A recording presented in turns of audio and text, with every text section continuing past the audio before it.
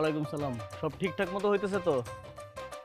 জি ভাই, সব ঠিকঠাক মতো। শোনো, বাড়ি এমন হইতে হবে যেন দেখার সাথে সাথে বোঝা যায় এটা একটা বিয়ে বাড়ি। আমার বোনের বিয়ে, ব্যাপারটা কিন্তু আলাদা।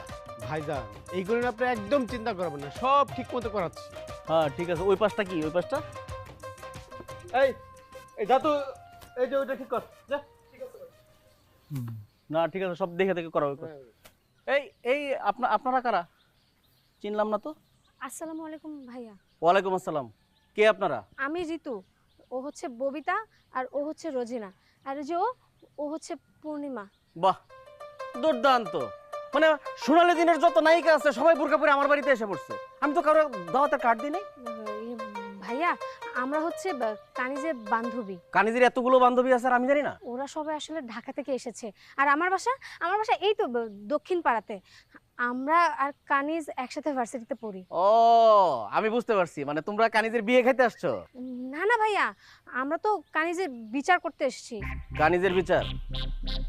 তোমাদের সাহস তো কম বড় না। আমার ব্যাপারে আইডিয়া আছে?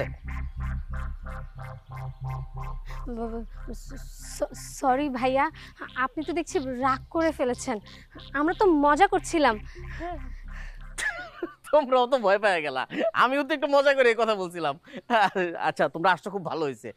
আচ্ছা, পরিচয় করে দিই। ও হচ্ছে সৈকত, কানিজের হবু বর। হ্যালো ভাইয়া।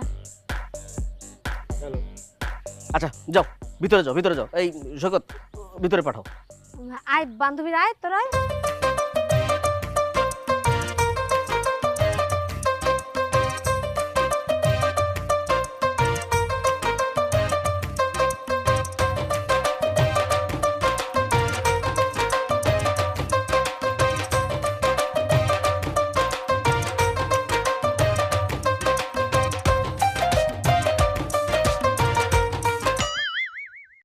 আরে আপনি কে?